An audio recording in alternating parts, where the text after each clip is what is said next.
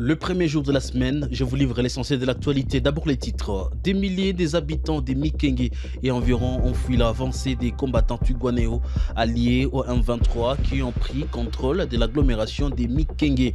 La société civile dans cette partie du territoire de Mwenga au sud Kivu alerte sur la crise humanitaire dans la région. Le tribunal militaire des garnisons de Butembo a ouvert ce lundi un procès à Moussi Enene dans les territoires de Lubero pour juger 63 FARDC fuyards de combat au front contre le M23 AFC.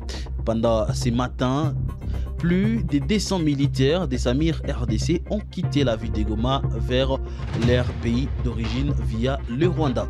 Messieurs, dames, vous êtes nouveaux sur Kivu Morning Post. Nous restons la chaîne de référence des informations à l'Est de la République démocratique du Congo. Commencez d'abord par vous abonner sur la chaîne.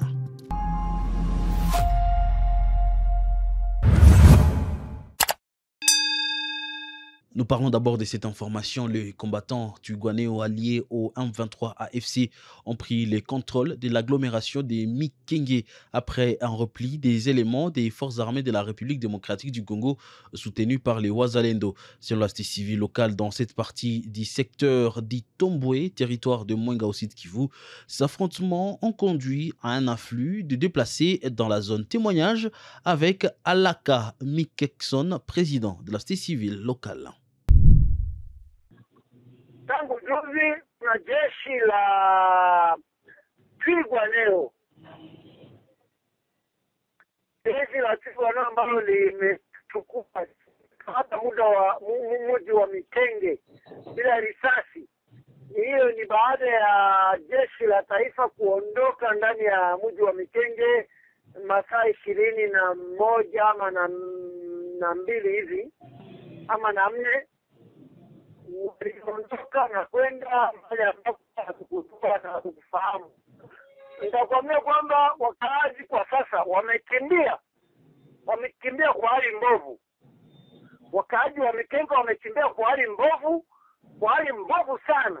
Wamoja wamekimbilia sehemu ambayo wanaita Jezi, Tuetue, Kwenzero, Anguli. Wamoja wamefika Sanguli, wamoja wamefika Kwenzero, na wengine wamefika Mulima, wengine wanaendelea ndani ya njia ya Fizi. Monseigneur Sébastien Joseph Muyengo Mulombe, évêque d'Uvira, a dénoncé la montée de la violence et de l'insécurité dans la ville.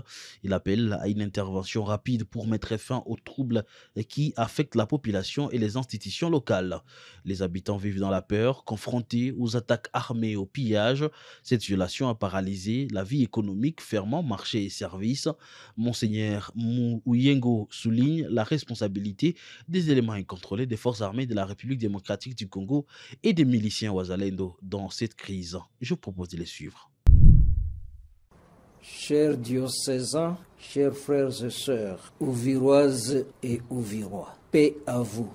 Jean 20, 26. Je viens vous adresser ce message en cette situation difficile que traverse notre ville d'Ouvira pour lancer un appel pressant au respect de la vie des personnes et de leurs biens, à ceux et celles qui sont impliqués directement ou indirectement dans ces conflits armés.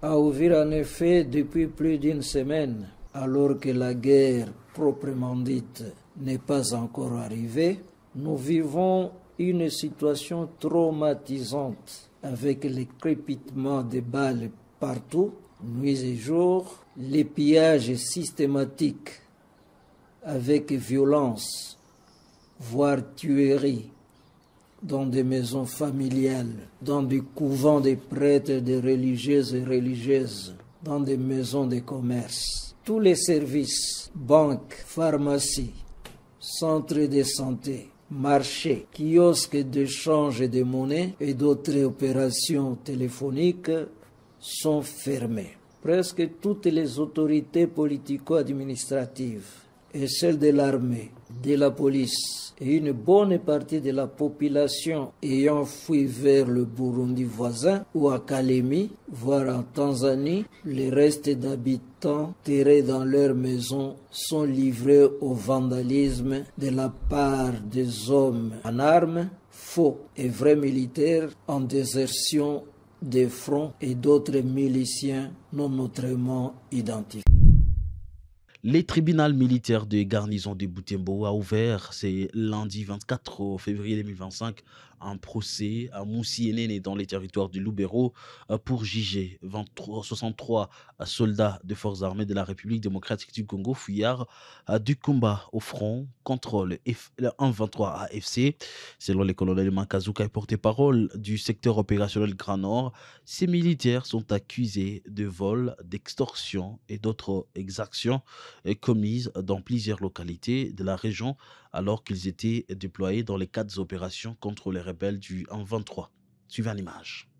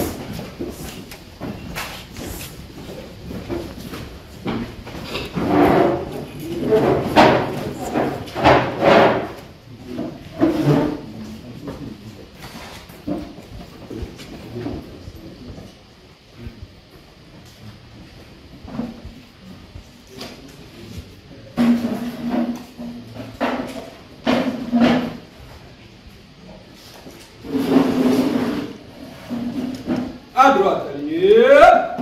Mont. Carré. Hop. Centre. Côté. Armée.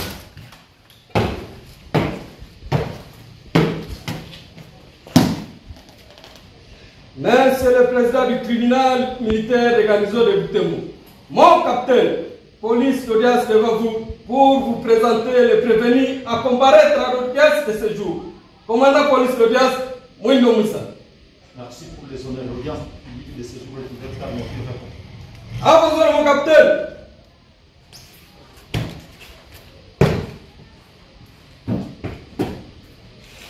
À moi.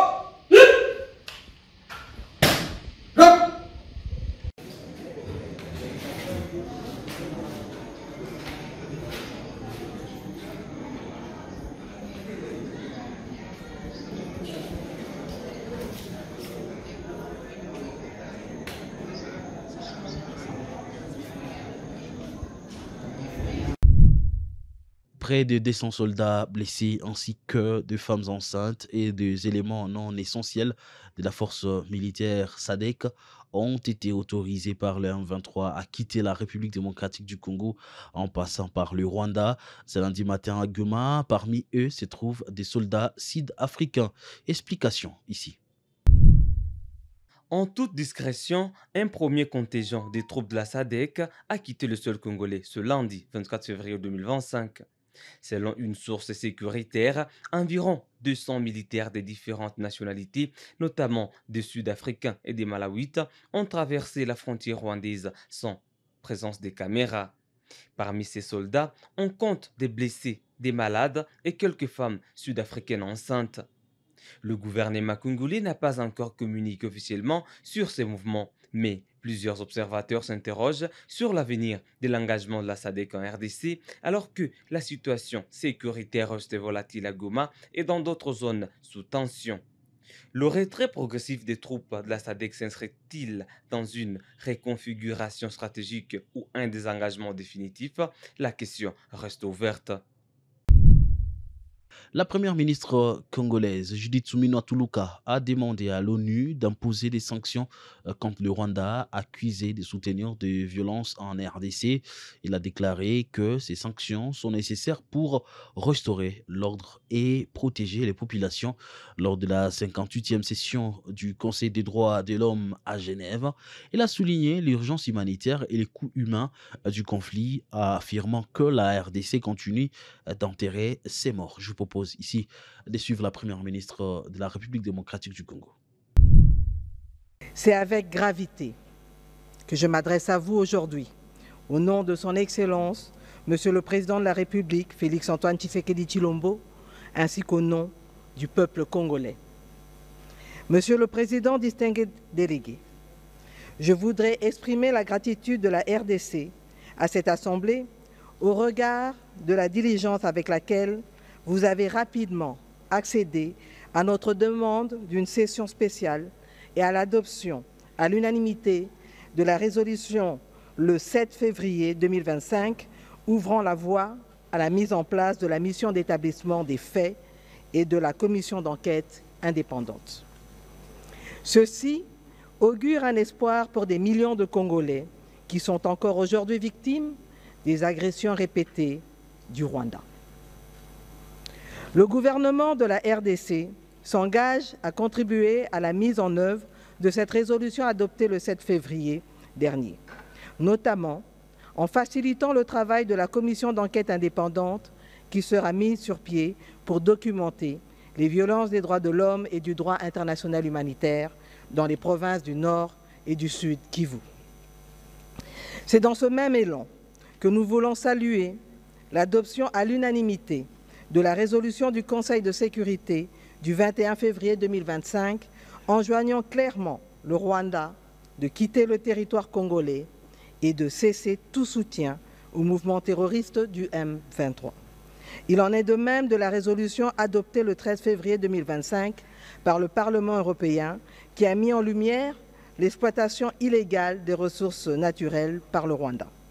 Nous voulons saluer également la résolution prise par le Conseil de paix et sécurité de l'Union africaine et espérons des mesures coercitives pour la mise en œuvre de toutes ces recommandations en faveur de la paix. Ainsi, au regard des massacres et des exécutions sommaires qu'ils continuent de perpétrer sur notre sol, nous en appelons à des sanctions dissuasives pour permettre de restaurer l'ordre et la sécurité et protéger ainsi des milliers de Congolais vivant à Goma, Bukavu et dans d'autres localités sous occupation.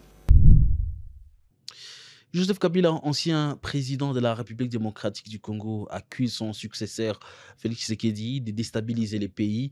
Dans une tribune publique le 23 février 2025, il affirme que les troubles en cours résultent d'une mauvaise gestion interne et non de facteurs externes comme la M23 ou les tensions avec le Rwanda. Explication avec Faustine Binja. Joseph Kabila, l'ancien président de la RDC, a rompu son silence après plusieurs années d'absence. Dans une tribune publiée le 23 février 2025 dans les Sunday Times, il accuse son successeur, Félix-Antoine Tshisekedi, d'être responsable des troubles persistants dans le pays. Kabila affirme que la déstabilisation actuelle de la RDC ne peut être attribuée à des faits. Kabila affirme que la déstabilisation actuelle de la RDC ne peut être attribuée à des facteurs externes tels que les actions du M23 ou les tensions avec le Rwanda. Selon lui, ces éléments ne sont que des symptômes d'une crise plus profonde exacerbée par une mauvaise gestion. Il déclare « Les troubles ne sont pas seulement le fruit du M23 ou des ingérences étrangères, mais résultent d'une mauvaise gestion interne. » L'ex-président souligne que la RDC traverse une crise des gouvernances qui s'est intensifiée sous Tshisekedi. Il critique la gestion des affaires internes et de la sécurité nationale, en particulier dans l'Est, où les combats entre l'armée congolaise et les groupes armés continuent de ravager les villages. Kabila insiste, la dégradation de la situation est la conséquence directe de cette gestion erronée. Kabila évoque également le manque de vision stratégique de Tshisekedi face aux défis géopolitiques dont les relations tendues entre Kinshasa et Kigali. Il reproche à son successeur de ne pas avoir anticipé les implications de cette rivalité, permettant ainsi à la situation de se détériorer. De plus, l'ancien président insinue que la politique de Tshisekedi a divisé le pays, exacerbant les fractures internes et contribuant à l'institutionnalisation de l'instabilité. Kabila rappelle que la stabilité de la RDC avait été en partie maintenue sous son mandat malgré les nombreux défis. Il se présente comme celui qui a su garder un semblant d'ordre contrastant avec l'administration de Tshisekedi qui, selon lui, n'a pas su capitaliser sur les acquis de son propre gouvernement pour construire une paix durable. Enfin, Kabila souligne l'inefficacité du leadership actuel en matière de réformes économiques et sociales, affirmant que ces domaines ont été négligés au profit des manœuvres politiques. Il conclut que, sous Tshisekedi, les promesses des progrès n'ont pas été tenues et que la population souffre davantage de pauvreté et d'instabilité. Pour finir cette information en bref, le pape François a passé une nuit stable et continue de se reposer selon les communiqués du Saint-Siège du 24 février 2025. Bien que son état reste critique, il n'a pas eu de nouvelles crises respiratoires depuis samedi soir. Les analyses médicales montrent une légère insuffisance rénale sous contrôle. Le pape est hospitalisé depuis 9 jours sous oxygène et sous traitement. Le médecin demeure vigilant face à l'évolution de son état en raison de la complicité de son tableau clinique. Et c'est la fin, mesdames, messieurs, de l'essentiel de l'actualité pour ce 24 février 2025. Merci à vous de l'avoir suivi. Restez connectés sur Kivu Morning Post. Cela passe par vous abonner, commenter et aimer cette vidéo. D'ici là, portez-vous bien. Ciao.